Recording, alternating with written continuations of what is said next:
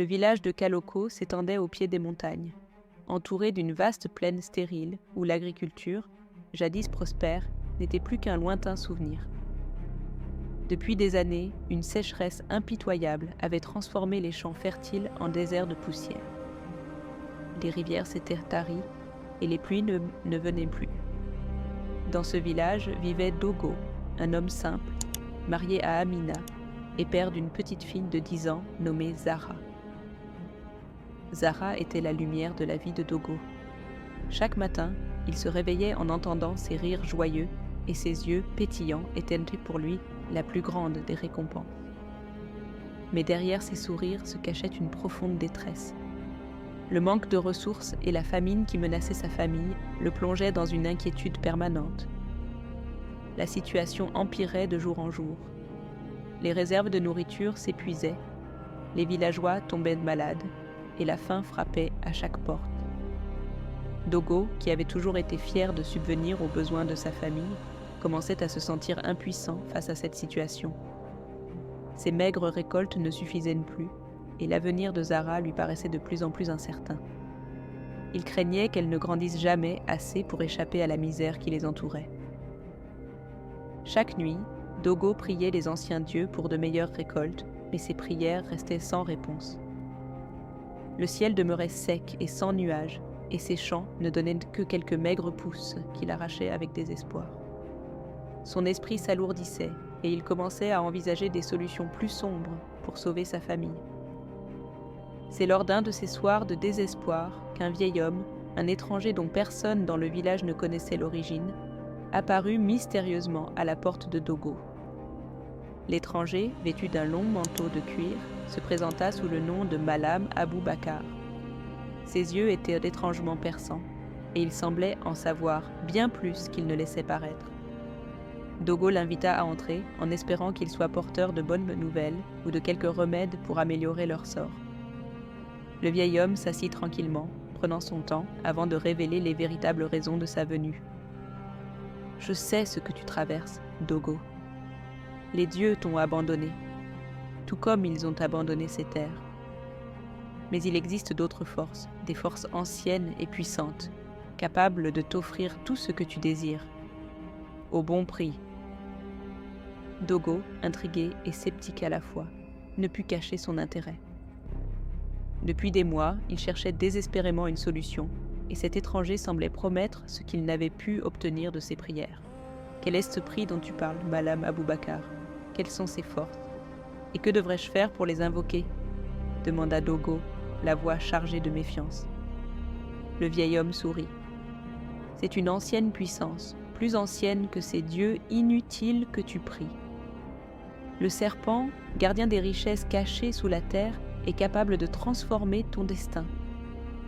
En échange de ta plus précieuse possession, il peut te donner des richesses au-delà de tout ce que tu as jamais imaginé. Tu n'auras plus jamais à te soucier de la faim ou de la pauvreté. Ton nom résonnera dans tous les villages comme celui d'un homme béni.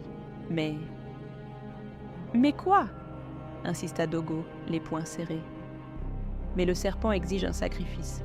Il veut que tu lui offres ce que tu aimes le plus au monde, et en retour, il te récompensera par des trésors inestimables. Khad. Le cœur de Dogo se serra à ces mots. Il n'avait pas besoin de demander ce que signifiait ce que tu aimes le plus au monde. Le visage de Zara s'imposa immédiatement dans son esprit. La douce petite fille, qui remplissait son quotidien de rires et d'amour, était la seule chose qu'il chérissait au-delà de tout. Il se leva brusquement, secoué par la suggestion de l'étranger. « Non, c'est ma fille. Jamais je ne pourrais sacrifier ma propre chair et mon sang pour des richesses, aussi grandes soient-elles. » Malam Abou Bakar resta silencieux, observant Dogo avec une calme patience. « Pense-y bien, Dogo. Regarde autour de toi. Que vaut la vie de Zara si vous mourrez tous de faim? Es-tu prêt à la voir souffrir jour après jour? Le sacrifice est difficile, mais c'est une porte vers un avenir meilleur pour tous. » Les paroles de l'étranger résonnèrent dans l'esprit de Dogo longtemps après son départ. Cette nuit-là, il ne trouva pas le sommeil. L'idée de sacrifier Zara le hantait, mais en même temps, il ne pouvait écarter l'image de sa famille souffrant dans la misère. La lutte intérieure s'intensifiait. Les jours suivants furent marqués par une sombre tension dans l'esprit de Dogo. Il évitait de croiser le regard de sa fille, sachant que chaque sourire innocent qu'elle lui adressait renforçait son tourment. Amina, sa femme, remarqua le changement dans son comportement, mais Dogo n'osait pas lui confier les sombres pensées qui envahissaient son cœur. Un après-midi, alors qu'il travaillait seul dans son champ aride, un événement inattendu se produisit.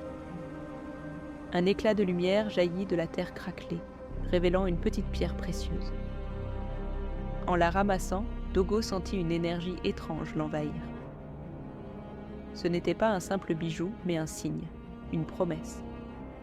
Le serpent était réel, tout comme l'offre de Malam Aboubakar. C'était comme si le destin lui envoyait un message. La richesse était à portée de main. Cette découverte déclencha en lui une nouvelle vague de réflexion. Cette petite pierre, bien qu'elle fût précieuse, ne suffirait pas à sauver sa famille. Mais que se passerait-il s'il se laissait tenter par le sacrifice que le serpent exigeait ? La richesse complète serait sienne. Il pourrait non seulement sauver sa famille, mais aussi transformer le village tout entier. Cette nuit-là, Dogo prit une décision. Rongé par le désespoir et aveuglé par la promesse d'un avenir meilleur, il choisit d'accepter l'offre du serpent. Ce choix allait sceller son destin et celui de sa fille. Le soir de la pleine lune, Dogo conduisit Zara dans les bois, à l'insu d'Amina, prétextant une promenade sous les étoiles. La petite fille, insouciante, était ravie de passer du temps avec son père. Elle chantonnait en marchant, ignorant que cette nuit serait la dernière où elle verrait le monde avec ses yeux d'enfant. Ils arrivèrent au pied d'un grand baobab, l'arbre sacré que Malam Aboubakar lui avait indiqué. Le cœur de Dogo battait la chamade, mais il savait qu'il ne pouvait plus reculer. Il avait déjà franchi trop de frontières morales. La richesse tant convoitée était à portée de main, et tout ce qu'il devait faire, c'était suivre les instructions. Malam Aboubakar apparut à la lisière de la clairière, dans un nuage de fumée. Il tenait dans ses mains une petite coupe d'obsidienne, remplie d'un étrange liquide noir. « Le moment est venu, Dogo. Le serpent attend ton offrande, fais le rituel et tout ce que tu désires sera à toi. » Dogo, tremblant, prit la coupe et se plaça devant Zara. La petite fille, confuse, regardait son père avec des yeux innocents, sans comprendre ce qui se passait. « Papa, pourquoi tu pleures? Qu'est-ce qu'il y a ?» demanda-t-elle doucement. Dogo ne put répondre. Son cœur était trop lourd de douleur. Il savait que ce qu'il faisait était impardonnable, mais il croyait encore, dans un coin de son esprit tourmenté, que ce sacrifice allait leur offrir un avenir meilleur. Il leva la coupe et prononça les paroles que Malam Aboubakar lui avait enseignées. Aussitôt, la terre sous leurs pieds commença à trembler. Des bruits sourds montèrent des profondeurs, et une silhouette serpentine gigantesque émergea du sol. Le serpent, aux yeux rouges flamboyants, apparut, sa présence aussi terrifiante que majestueuse. Zara, terrifiée, recula, mais il était trop tard. Le serpent s'enroula autour d'elle, et avant que Dogo ne puisse réagir, sa fille fut engloutie par les ténèbres.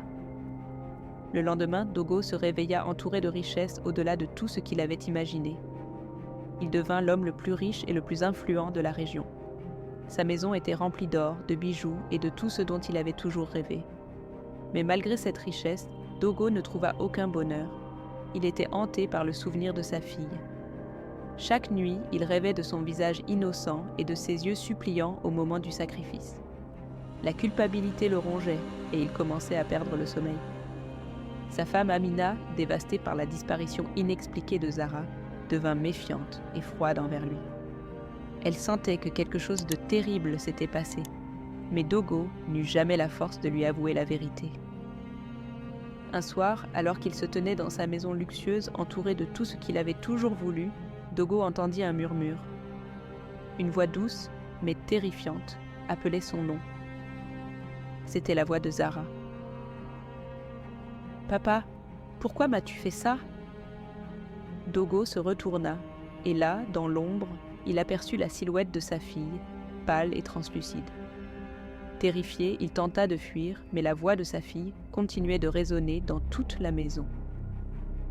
Chaque nuit, le fantôme de Zara venait le hanter, jusqu'à ce qu'il ne puisse plus supporter la culpabilité.